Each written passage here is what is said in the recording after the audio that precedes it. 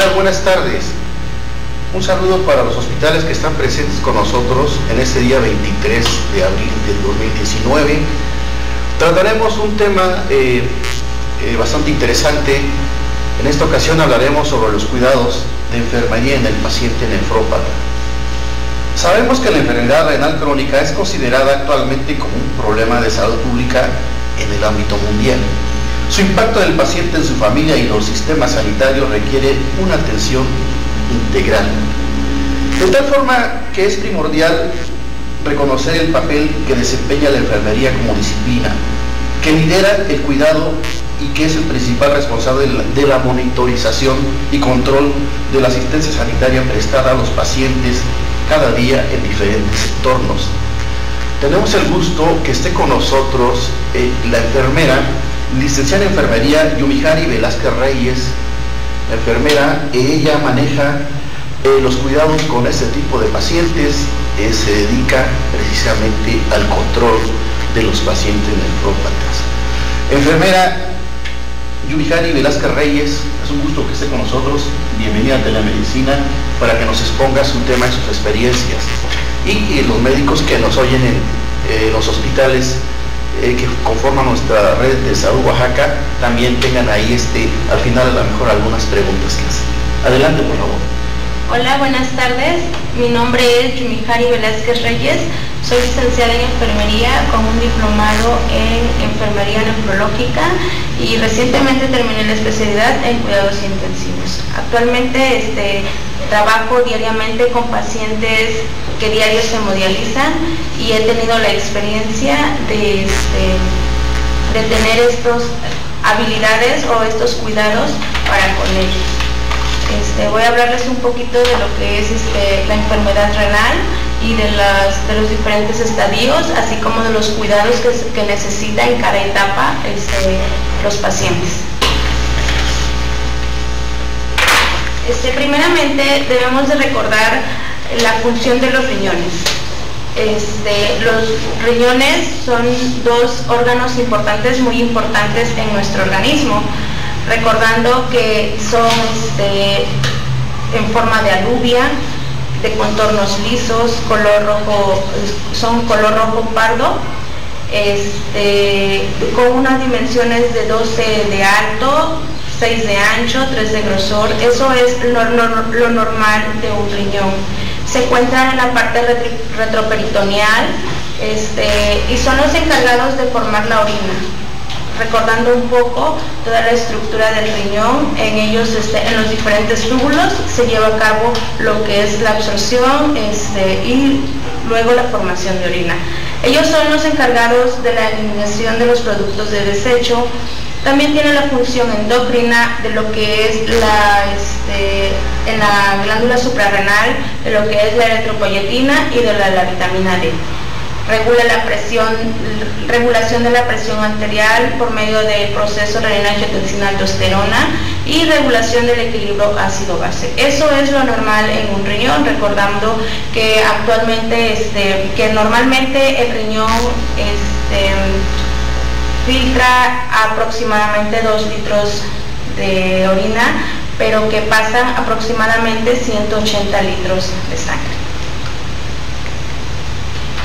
Hacemos un recordatorio de lo que es la lesión renal aguda. Nos dice que la lesión renal aguda es una falla abrupta de lo que es la función de los riñones, y esta se puede dar por 3 causas, siendo prerrenal, renal o posrenal. La función prerrenal es la depresión del volumen, nos va a ocasionar quizás un choque hipovolémico, una deshidratación severa. Por eso hay pacientes obstétricas que llegan a hacer una falla renal aguda prerrenal por un sangrado intenso que hayan tenido. La renal son problemas propios del parénquima renal, en sí son los problemas del riñón, quizás lo produzca una glomerulopatía. Y la posrenal lo ocasiona la obstrucción. Después del riñón, todo lo que obstruye, ya sea las litiasis, pueden llevar a una lesión renal aguda. Pero la lesión renal aguda esa puede ser reversible. con tratamientos o con una dieta, o más que nada atacando lo que es el origen de la lesión, lo que está originando la lesión puede revertir, a diferencia de la enfermedad renal crónica. El tratamiento en lo que es la lesión renal aguda consiste en medidas de prevención y tratamiento de las complicaciones asociadas, como lo decía anteriormente. Dependiendo de qué está originando la lesión renal aguda, debemos de ver qué es lo que lo ocasiona y para posteriormente evolucionar. El objetivo en el tratamiento de la lesión renal aguda es mantener la homeostasis de líquidos y electrolitos. Aquí un paciente con enfermedad renal aguda lo que necesita es pesarse diario, por decir, para llevar el control del peso. Nosotros más que nada vemos mucho el peso. Lo que haya subido de peso son los líquidos que el paciente ha ingerido. En este caso se recomienda en los pacientes una ingesta cuando están en agudo, porque puede ser reversible, para no llegar a una complicación de edema. Se recomienda pocos líquidos, y así como los electrolitos, alimentos bajos en sodio, bajos en potasio y bajos en fósforo. Igualmente mantener un adecuado soporte nutricional e iniciar el tratamiento sustitutivo cuando esté indicado. Los tratamientos sustitutivos que más adelante vienen iniciarían con hemodiálisis o con diálisis en una lesión renal aguda. Estamos hablando que puede ser reversible si atacamos la causa principal de lo que está originando. Por eso ahí nada más es mantener los electrolitos, quizá con una dieta, con los líquidos, para revertir la lesión renal. Eso es porque las enfermedades del riñón son lesión renal aguda y enfermedad renal crónica.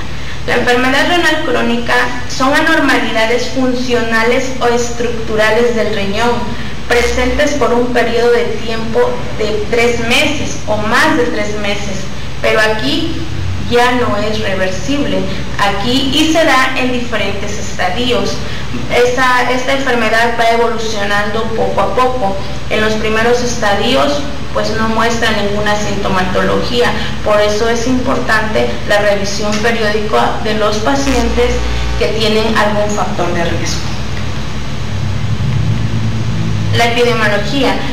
Según la Fundación Mexicana del Riñón, en México existen alrededor de 140,000 pacientes con enfermedad renal crónica, de los cuales solo el 50% tienen la oportunidad de ser atendidos en el sector salud. Desafortunadamente, la población está envejeciendo, y la enfermedad renal crónica, que más adelante lo veremos, es una complicación de una enfermedad degenerativa, crónico-degenerativa, como es la diabetes y la hipertensión, las principales causas. Afortunadamente o desafortunadamente, no todos los pacientes tienen acceso a una terapia de sustitución renal. Por eso es muy importante la prevención, para que no lleguen a un estadio 5, para que cada día va en aumento las personas que necesitan diálisis o hemodiálisis. Y yo creo que se puede atender desde un primer nivel para que no llegue a una enfermedad renal crónica terminal. También nos dice que hay 9.6 millones de personas con enfermedad renal crónica leve, que sería en un primero o segundo estadio. También nos dice la Fundación Mexicana del Riñón que 65,000 personas cuentan con tratamiento continuo de diálisis, y que más de 75,000 enfermos renales crónicos no se atienden adecuadamente, porque en mi experiencia me ha tocado ver que no todos los pacientes tienen una adecuada terapia de sustitución renal. Hay personas que nada más acuden a una sesión de hemodiálisis o no se dializan como debería de ser. Y también desafortunadamente ya hay niños con esta enfermedad. La Fundación Mexicana del Riñón nos dice que hay 25,000 niños con enfermedad renal crónica. Las causas principales. La primera causa en México de la enfermedad renal crónica es la diabetes mellitus. La segunda es la hipertensión arterial. Existen glomerulopatías, las enfermedades autoinmunes como es el lupus eritematoso, agentes nefrotóxicos. Dentro de los agentes nefrotóxicos hay muchos medicamentos que lesionan el riñón, que poco a poco van dañando su función. Como sabemos, los AINES son uno de los principales nefrotóxicos. Y la enfermedad quística, pero la principal que va en aumento cada día y que en una sala de hemodiálisis se ve nefropatía diabética.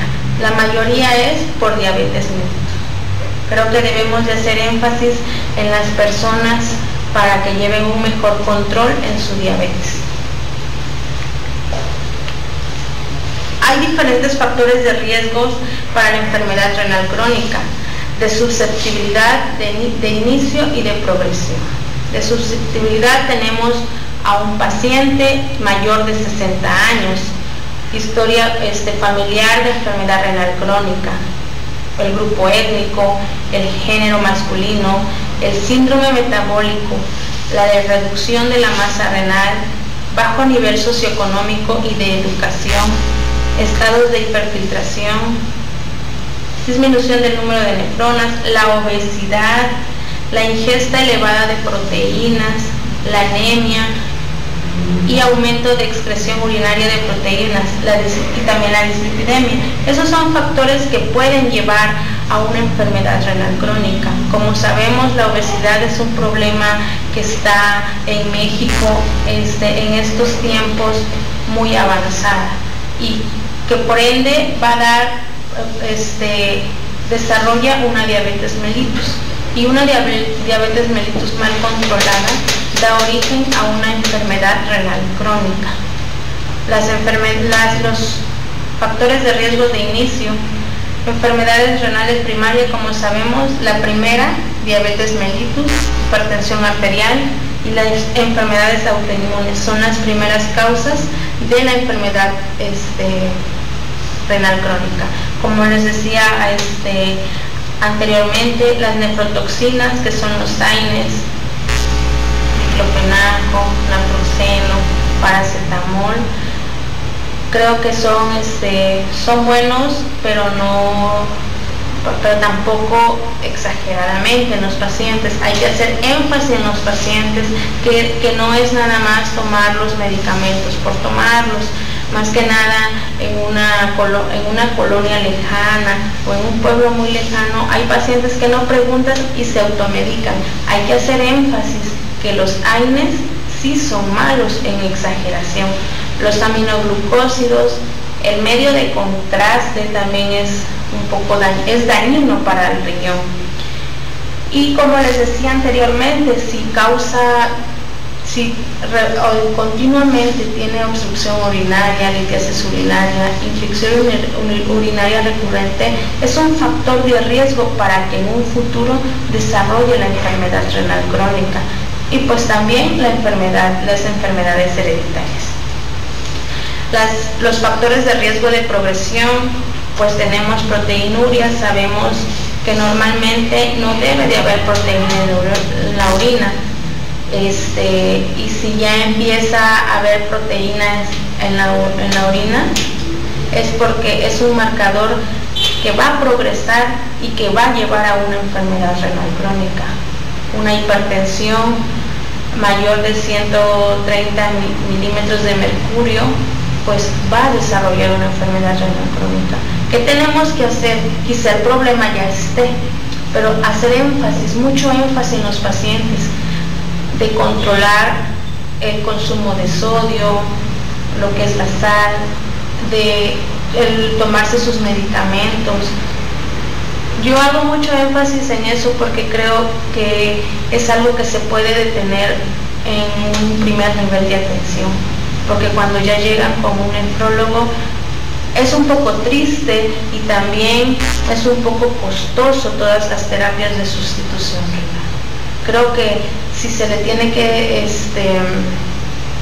se le hace énfasis, logremos detener un poco o retrasar quizá un poco lo que es esta enfermedad, porque actualmente es una epidemia, se puede decir. El pobre control de la glucosa, sabemos que los pacientes diabéticos no se cuidan, pero quizá hay que hacer énfasis en las complicaciones que van a tener, porque no solamente los pacientes diabéticos no solamente es los riñones que daña, sabemos que daña los diferentes órganos. La obesidad, sabemos que casi es lo que origina todo, anemia, dislipidemia, el tabaquismo, las nefrotoxinas y las enfermedades cardiovasculares. Pero creo que de todas hacemos más énfasis en lo que es la diabetes. La enfermedad renal crónica se clasifica en 5 estadios. Aquí tomamos lo que es la tasa de filtrado glomerular, que normal es de 90 a 120 mililitros por minuto en 1.73 metros cuadrados. El paciente que inicia con una enfermedad renal crónica pasa por los 5 estadios. Quizás los primeros 3 el paciente no se da cuenta y pasa desapercibido. Por eso, bueno, más adelante les explicaré que si un paciente ya cuenta con un factor de riesgo un poco elevado, hay que hacer hincapié en que tiene que hacerse un tamizaje o que tiene que estarse checando a través de los estudios de laboratorio, quizá cada año, para que vea cómo está la función de su riñón. Pacientes que tienen un factor de riesgo elevado. Son 5 estadios. El estadio 1 es igual o normal a una tasa de filtrado glomerular de 90. El estadio 2 es levemente disminuido, que va de 60 a 89. El 3 se va a dividir en A y en B. El descenso leve moderado va de 45 a 59, el 3B de moderado a grave de 30 a 44, el G4 ya es cuando ya empiezan a haber más problemas, en un descenso grave de 15 a 29, lo ideal sería que un paciente con enfermedad renal crónica entrará a una terapia de diálisis o hemodiálisis en una etapa 4, pero la mayoría de los pacientes son un poco renuentes y entran hasta que ya tienen complicaciones, que ya están en un G5 y que definitivamente ya hay falla renal. Con esto puede haber microalbuminuria, puede o no puede haber. Eso son la clasificación de la enfermedad renal crónica. Los primeros 3 estadios, el 1, el 2 y el 3A, puede retrasarse, puede haber un tratamiento conservador si el paciente lleva una buena dieta. Bueno, más adelante lo veremos.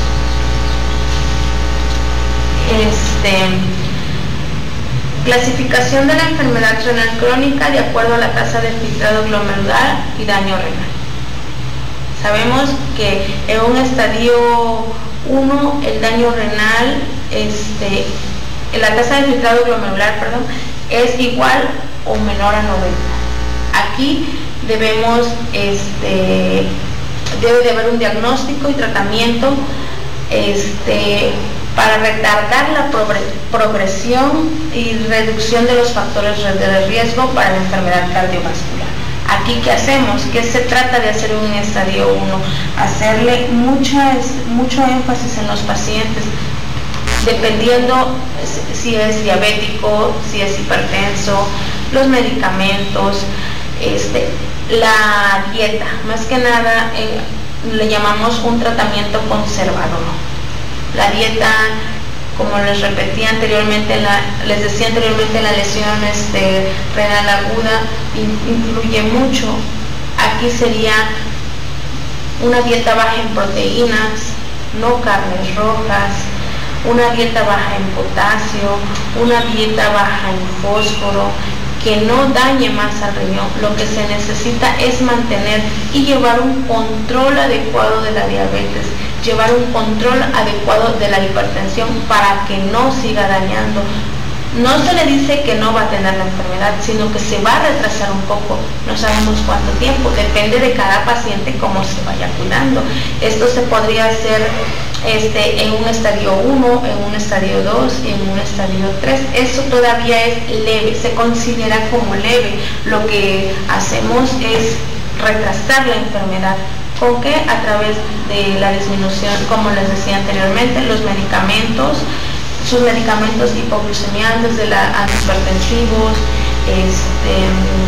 también, y con la dieta. En un estadio 3, evaluación y tratamiento de las complicaciones. Aquí ya puede haber, ya hay medicamentos que utilizan los nefrólogos, quizá ya cuentan con sus diuréticos, quizá el paciente ya empieza a presentar algunos signos y síntomas de lo que es la enfermedad renal, quizá ya empieza a edematizarse, quizá ya empieza a tener un descontrol en los electrolitos. Se tiene que evaluar y ya el nefrólogo, pero ya en un estadio 3 ya se debe de estar referido con nefrología. En la estadio 4 es una severa disminución de la tasa de filtrado glomerular. Aquí se debe lo inicial es preparar para la terapia de reemplazo renal, que más adelante veremos que es diálisis o hemodiálisis. Dependiendo del paciente tenemos que valorar si es candidato para diálisis o para hemodiálisis. Es muy difícil como personal de salud hacerle ver todo esto a los pacientes porque no lo aceptan. Los pacientes viven una etapa de duelo y no lo que están en negación total. En un estadio 4 el paciente dice todavía no, yo no quiero diálisis, y están en una negación.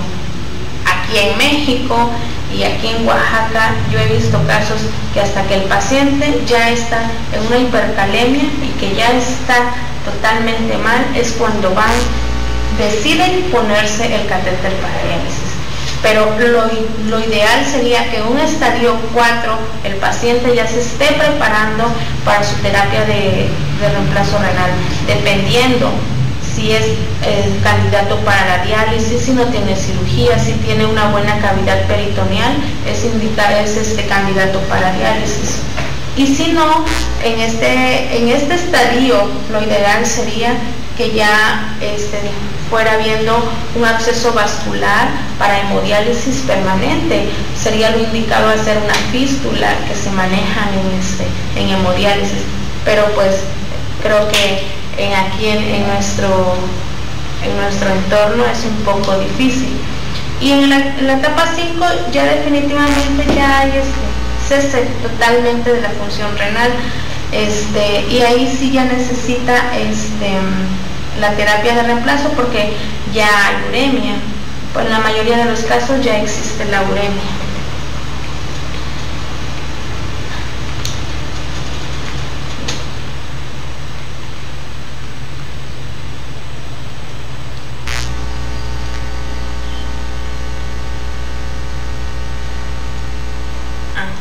Hay un algoritmo que viene en una guía de práctica clínica.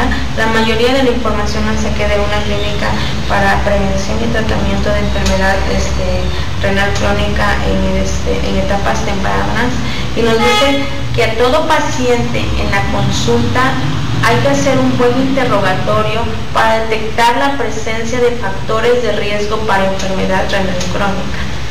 ¿Es diabético? Sí. Dependiendo de cuántos años de diabetes. ¿Es hipertenso?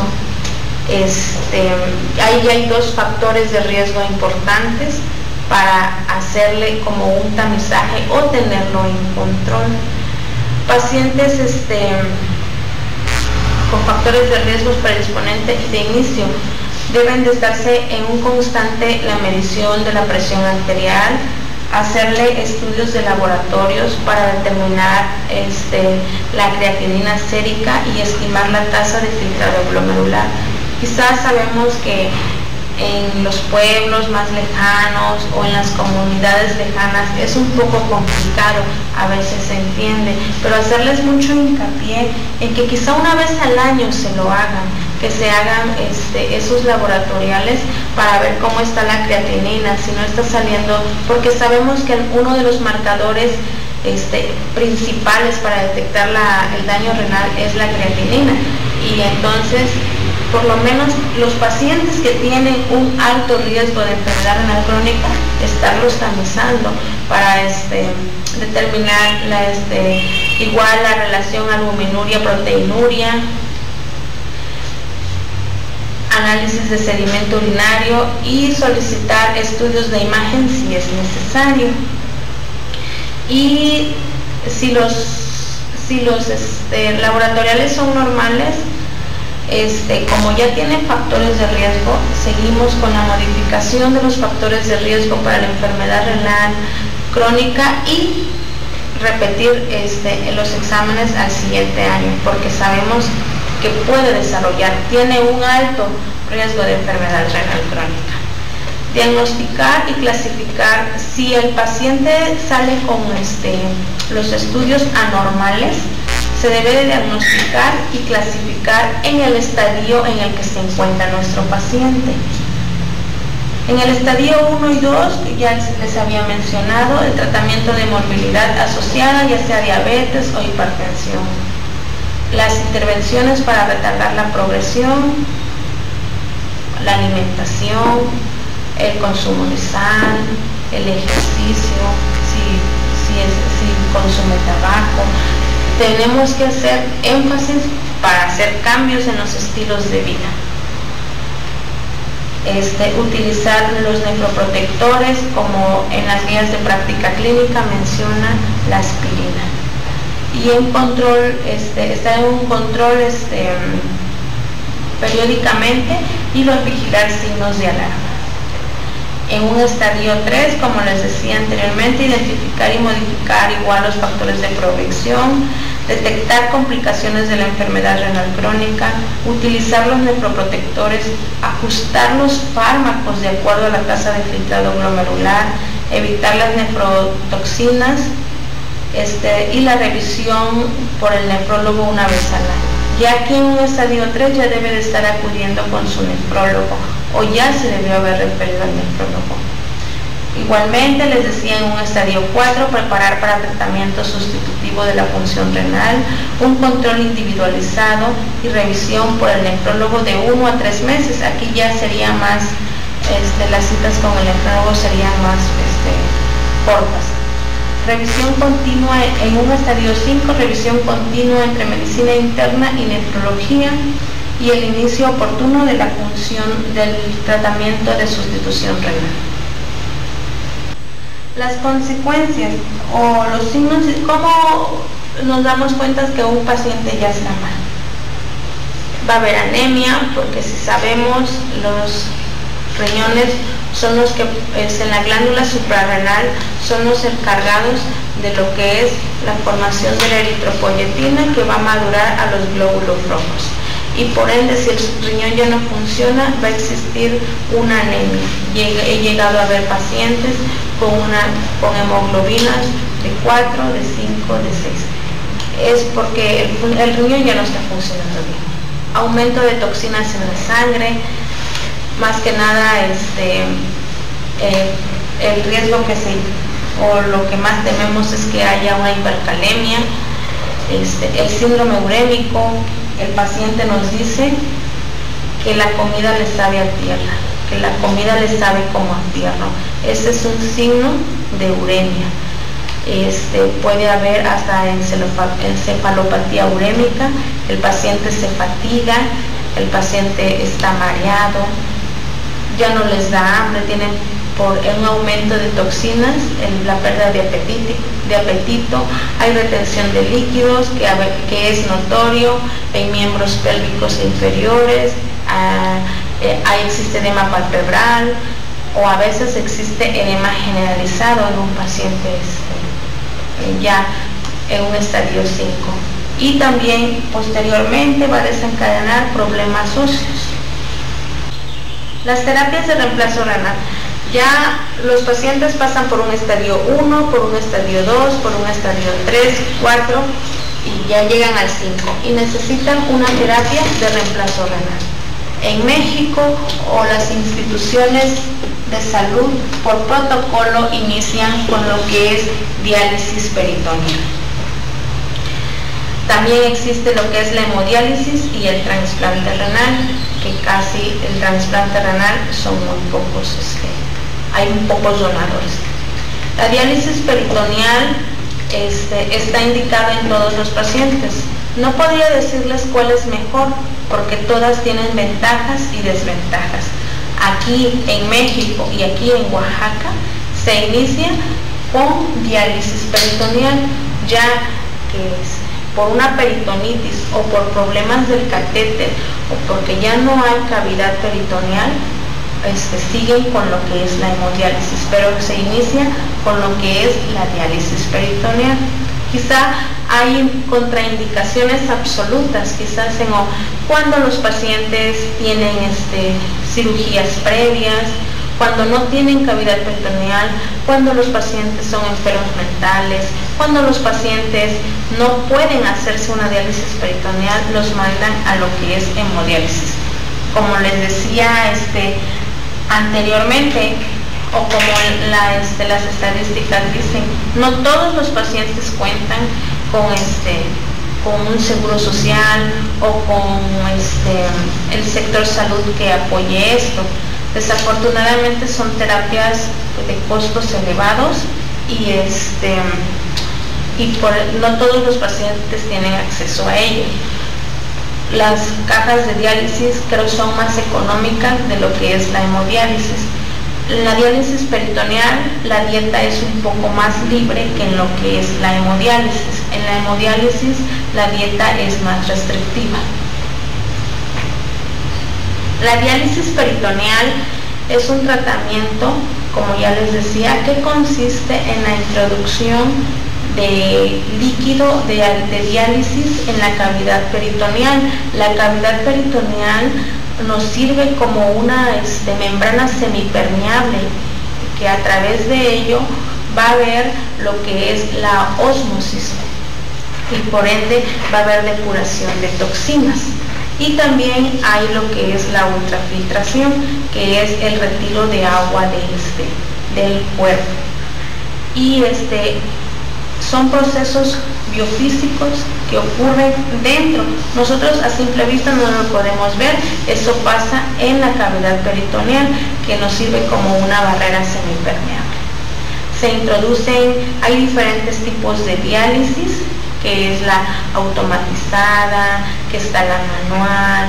He visto algunos pacientes se hacen 4 recambios durante el día, dependiendo de cómo es su transportador. Así necesitan las bolsas, las soluciones, si son de 1.5, de 2.5, ya depende de cómo se lo indique el nefrólogo y también de cada organismo del paciente. Dura 4 horas en la cavidad y luego ya hacen el otro recambio. Eso es a grandes rasgos lo que es la diálisis peritoneal. Tienen que tener cuidados, claro, existen cuidados del catéter, porque ya en la diálisis peritoneal inserta un catéter, que creo que la mayoría lo conocemos, es el famosísimo catéter Tenco. Ahí lo introducen en un hospital y ya en un hospital ya le enseñan al paciente a cómo debe de ser la técnica. Pero sí, en la diálisis peritoneal corren muchos riesgos, se infecta muy rápido. Tienen que tener una técnica muy adecuada, porque en cualquier descuido, el mínimo descuido que presenten, la primera complicación es la peritonitis. Los pacientes refieren que son dolores muy fuertes, que les dan, y también la literatura dice que el líquido sale turbio, que sale como agua de piña. Eso quiere decir que ya hay presencia de una infección ahí, y pues algunas veces se trata con antibióticos, y en algunas veces es muy fuerte la peritonitis que dejan descansar el peritoneo y los refieren a lo que es la hemodiálisis. Los problemas, los cuidados del catéter, el paciente siempre debe de tener seco el sitio de salida de donde sale el catéter, y por lo general se recomienda colocarlo en un fajerito que no ande colgando, y que la técnica con la que lo haga sea lo más limpio posible, y el lavado de manos es muy importante porque sabemos que pues en las manos transportamos muchos microorganismos, y la verdad sí, la diálisis peritoneal he visto casos que sí es muy delicada, sí con cualquier cosa se infecta. Y de las complicaciones que tenemos en la diálisis peritoneal, pues es la peritonitis y problemas propios del catéter, que a veces se dobla, que a veces emigra, a veces algunos dicen coloquialmente, es que no sale nada, ya no sale nada de la solución, y es cuando ya empiezan a retener líquidos, cuando existen problemas propios del catéter. La hemodiálisis. La hemodiálisis es una terapia de sustitución renal que tiene como finalidad suplir parcialmente la función de los riñones. Esto consiste en extraer la sangre del organismo a través de un acceso vascular y llevarla a un dializador de doble compartimento. Si vemos la imagen, o podemos apreciar la imagen, es una máquina de hemodiálisis con una paciente, y ahí vemos un filtro. En la diálisis peritoneal lo que nos sirve como membrana semipermeable es el peritoneo. En la hemodiálisis es el dializador que se observa. La sangre pasa por el interior de los capilares en un sentido, y el líquido de diálisis ocurre en sentido contrario, bañando dichos capilares. Así ambos líquidos quedan separados por una membrana semipermeable. La hemodiálisis nos dice que suple parcialmente la función de los riñones, porque lo único que la máquina de hemodiálisis le logra hacer al paciente es depurar, la depuración de toxinas y la eliminación de líquidos, pero no todas las toxinas. Existe el dializador que se maneja en una hemodiálisis convencional, nada más es para moléculas de bajo y de mediano peso molecular. Las de alto peso molecular, el filtro no lo logra depurar. Entonces el paciente en una terapia de hemodiálisis se debe de controlar para que no tenga esas moléculas. Una molécula de alto peso molecular es el fósforo, y le debemos de hacer hincapié a los pacientes la disminución de alimentos bajos en fósforo, como cuáles: frijoles, todos los productos lácteos, ya sea queso, quesillo, crema, yogur, leche, son altos en fósforo. También la avena es alto. Un paciente en hemodiálisis es preferible que tome una taza de café a que se tome una taza de avena, porque la avena es alta en fósforo y la hemodiálisis no lo logra eliminar. Por eso nosotros en la hemodiálisis hacemos mucho hincapié en los alimentos. Existen maneras, si el paciente en hemodiálisis quiere comer frijoles, se recomienda la doble cocción, o pues, se ponen a remojar los frijoles una noche antes, esa agua se tira, se vuelve a poner a remojar y ya se cocen los frijoles, y la primera agua se tiene que tirar. Eso le llamamos nosotros una de doble cocción. Hay que buscar la forma de que se elimine un poco de fósforo. En los alimentos altos en potasio igual se recomienda picar los alimentos finamente, muy finamente, y ponerlos a remojar. Después de unas horas, 4 horas, ya se enjuagan, se lavan bien y ya se pueden cocinar. Hacer mucho hincapié en los pacientes que los refrescos son altamente, tienen mucho fósforo, en especial la Coca-Cola, muchísimo fósforo. Para pacientes renales está contraindicado el consumo, yo creo que para todos, pero más para los pacientes renales, la Coca-Cola, ya que los refrescos elevan en los laboratoriales que se les hacen, salen, nos damos cuenta desde que los alimentos se comen porque el fósforo sale muy elevado. También en los pacientes en hemodiálisis es importante la aplicación de lo que es la eritropoyetina. La eritropoyetina, pues ya sabemos que el riñón la deja de producir, y para que no haya una anemia se necesita la aplicación de eritropoyetina. Pero la eritropoyetina tiene que ir aplicada juntamente con lo que es el hierro para que logre subir la hemoglobina. Hay que valorar, bueno, ya en los pacientes en hemodiálisis, que ya es otro tipo de tratamiento, ya se les valora lo que es la ferritina o la transferrina, dependiendo cómo están los niveles, para así la aplicación de hierro juntamente con lo que es la eritropoyetina. Hay muchísimos cuidados en los pacientes en hemodiálisis. Yo diario trabajo con pacientes en hemodiálisis y tienen que cuidar su alimentación, tienen que cuidar su acceso vascular. Se necesita un acceso vascular para que se logre hacer la hemodiálisis. Quizá algunos ya han visto que tienen su catéter o su fístula.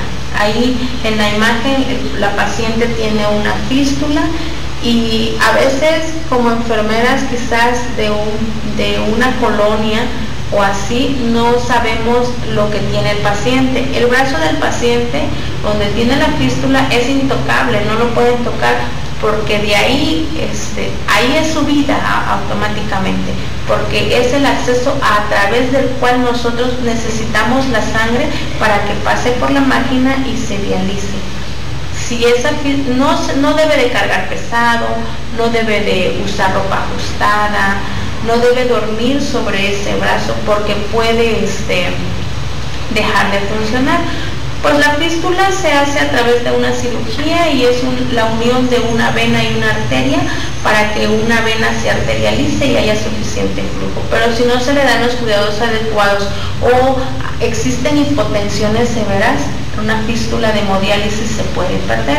Y los pacientes con catéter, el catéter es exclusivamente para la hemodiálisis. Recordar que solamente se abre en una sesión de hemodiálisis, porque hay veces van a un hospital, a otro hospital que no es la clínica de hemodiálisis o donde le dan su tratamiento, y se les hace fácil abrir el catéter y tomar muestras de laboratorio de ahí o pasar medicamentos. No, porque esos tienen un tratamiento especial. Me tocó ver el caso de una paciente que le fueron a hacer sus laboratoriales y se les hizo fácil abrir el catéter y lo que extrajeron fue la heparina. Por eso pues obviamente los laboratoriales salieron alterados, porque pues lo que habían extraído en la primera porción es la heparina. Por eso nosotros en la hemodiálisis les decimos a los pacientes que solamente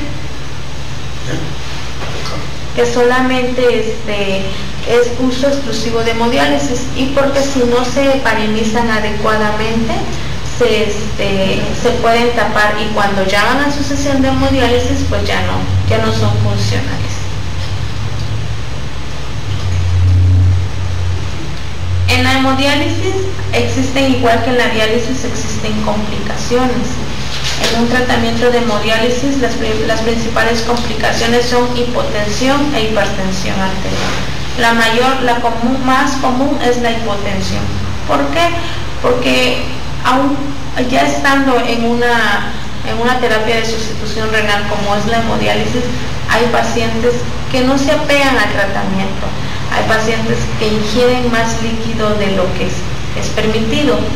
Se permite, o la literatura dice que puede ser de 800 a 1000 mililitros en 24 horas la ingesta, incluyendo sopas, incluyendo cafés, incluyendo atole, 1000 mililitros al día. Pero hay algunos pacientes que sobrepasan esa tasa y pues llegan con una ganancia de 4, de 5 litros, y cuando nosotros programamos, nosotros podemos programar lo máximo en una sesión de hemodiálisis son 1000 mililitros por hora. Y si el paciente, son 3 horas y media de tratamiento, y si el paciente llevó 5, yo no puedo retirarle 5 litros en 3 horas y media. Yo programo 3.500 mililitros, y como se está forzando el organismo, entonces existen hipotensiones, y esas hipotensiones pues sabemos que las muy severas nos pueden llegar hasta caer en paro. Por eso tenemos mucho cuidado y hacemos mucho hincapié en los pacientes que la ingesta de líquidos sea la adecuada. No existe un fundamento el por qué les da calambre en la sesión de hemodiálisis. Yo aún no he logrado leer una parte por qué da el calambre, pero sí frecuentemente a los pacientes se siente el calambre cuando nosotros estamos en la hemodiálisis y dicen tengo calambre, se siente la tensión muscular que hay. Esa es una de las complicaciones. Otra de las complicaciones en la hemodiálisis es la coagulación del sistema. Sabemos que la sangre sale a través del acceso vascular, pasa por las líneas, y una de las principales complicaciones es la coagulación. En un sistema, las líneas o un sistema de hemodiálisis lleva aproximadamente un paquete globular, que son como 280-300 mililitros de sangre. Y si nuestro paciente está anémico y si se coagula el sistema, pero son complicaciones que se pueden presentar en la hemodiálisis. Yo creo que hay que mencionarle todo esto a los pacientes que aún no llegan, para que hagan conciencia y no llegar a esto. Igual en la hemodiálisis, una de las complicaciones que hay es la desnutrición. Existe desnutrición porque pues se dializan, pasan toxinas y pueden pasar algunas proteínas y ya existe la desnutrición. ¿Cómo mantener saludables los riñones? Bueno, primeramente, como sabemos, pues debemos de beber suficiente agua. ¿Para qué? Para que no formen litos, o para que no haya presencia de piedras, como se dice, para que la sedimentación, o sea, no haya tanta sedimento urinario. Alimentarse de manera equilibrada y saludable con la ingesta de frutas y verduras, vegetales y carnes, pero recordando que las proteínas no deben ser en exceso. Encontramos proteínas de alto valor biológico en las claras para los pacientes renales y también para nosotros, en las claras de huevo, en las pechugas, en el filete de pescado, o en algunas legumbres también. Pero en las carnes rojas, no en exageración, quizá una vez por semana. Realizar ejercicio por lo menos 30 minutos, hacer énfasis en la disminución del consumo de sal y hacerse continuamente estudios de laboratorio para ver. Hasta nosotros mismos como personal de salud tenemos que tener ese hábito de estarnos revisando periódicamente, más si contamos con algún factor de riesgo. Y pues hacer hincapié en los pacientes que no se automediquen, más que nada en los AINES. Muchas gracias, licenciada, por habernos haber estado con nosotros, habernos ilustrado los cuidados en la enfermería en pacientes nefrópatas. Ya habrá oportunidad que esté con nosotros con alguno de los temas específicamente, ya sea hemodiálisis o diálisis.